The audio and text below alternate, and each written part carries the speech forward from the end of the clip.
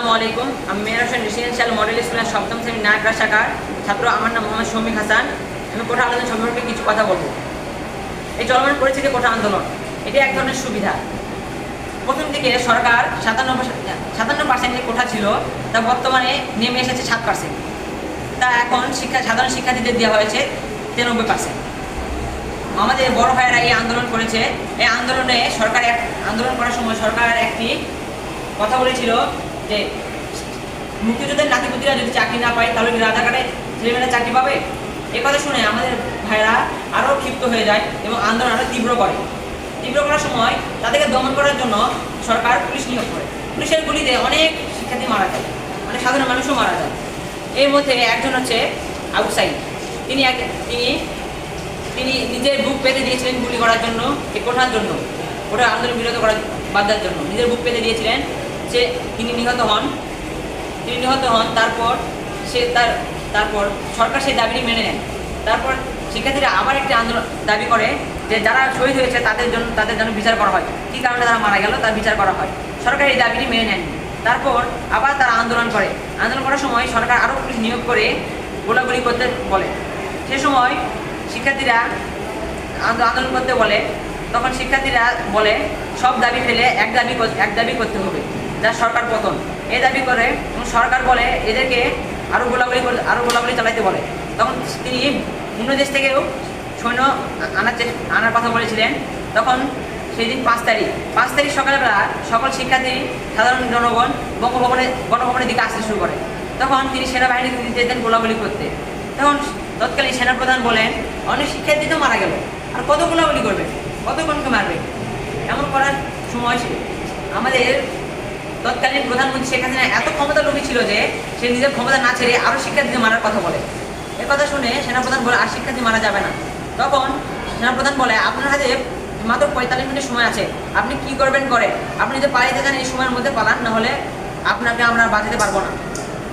এই কথায় সরকার নিজের প্রাণ নিয়ে পালিয়ে যায়। এখন বর্তমান দেশের পরিস্থিতি এখন স্বাভাবিক হয়ে গেছে। এখন তৎকালীন সরকার আমাদের গঠন হয়েছে ডক্টর মোহাম্মদ ইউনূস। তিনি এখন দেশ শাসন করছেন। দেশ এখন সুষ্ঠু সবল রয়েছে। 5 আগস্ট তৎকালীন প্রধানমন্ত্রী শেখ হাসিনা নিজে পদত্যাগ করে প্রাণ নিয়ে নিজের ভয়ে দেশ ছেড়ে পালিয়ে যান।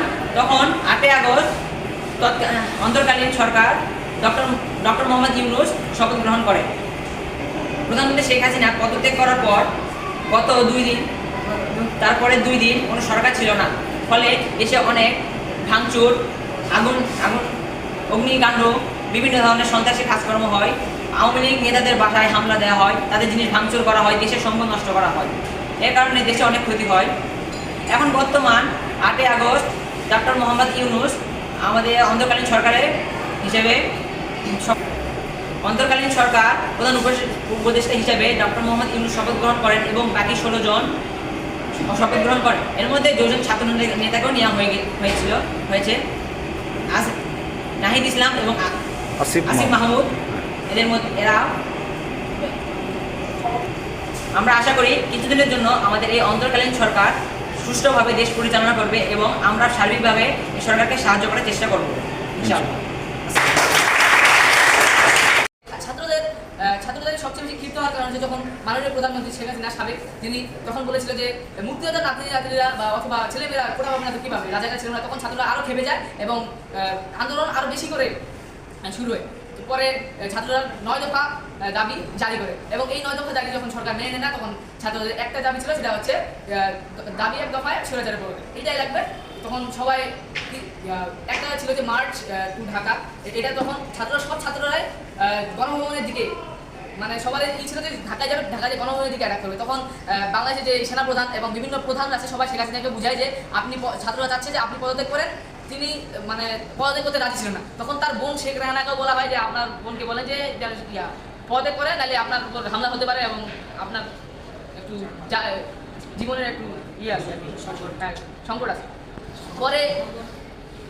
পরে যখন উনি যখন উন্নয়নের কথা শুনতেছিলেন, তখন তার ছেলে জয় ওয়াজেদ তাকে বলা হয় বিদেশ থেকে। তখন তিনি তার মাকে বুঝান এবং তার মা বুঝায় এবং তাকে সুন্দর ঠিকঠাক করে একবারে সামরিক হেলিকপ্টারে করে ইন্ডিয়ার পাঠিয়ে দেওয়া হয় এবং পরে ছাত্ররা গণভবনে এসে তখন এই পদত্যাগ করেন, তখন ছাত্ররা বিজয় উল্লাসে বিভিন্ন বিজয় মিছিল বের করে এবং এই সুযোগেই বিএনপির কিছু জামাত শিবির তারা আওয়ামী লীগের যেই নেতা কর্মীরা ছিল তাদের বাসায় বিভিন্নভাবে আগুন ধরিয়ে দেয় এবং অগ্নিকাণ্ড চালায়। এর কারণে যারা অগ্নিকাণ্ড চালায় এবং 5ই আগস্ট যে এক প্রকার মানুষ এক প্রকার নতুন স্বাধীনতা একবার এই করে এবং সবাই শিখে এখান থেকে অনেক কিছু শিখতে পারে যে প্রতিবাদ করতে হবে এবং নিজের অধিকারটা নিজেই চাইতে হবে।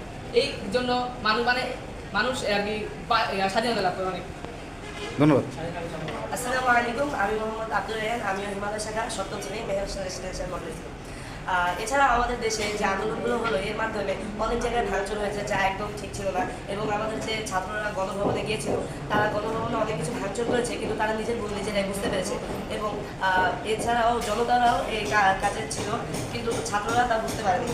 এরপরে ছাত্ররা যখন নিজেদের ভুল বুঝতে পারে তখন তারা নিজেরাই আবারও সেই সব গণভবন পরিষ্কার করে, জাতিসংঘের মাঠ পরিষ্কার করে এবং আমি দুঃখিত আমাদের জাতীয় সংসদ ভবনের মাঠ পরিষ্কার করে এবং এরপরে আমাদের 3 দিন ব্যাপী কোনো সরকার ছিল না এবং 8ই আগস্ট ডক্টর ইউনূস এসে বাকি 16 জন সহ রাত 9টার দিকে শপথ গ্রহণ করে। ধন্যবাদ।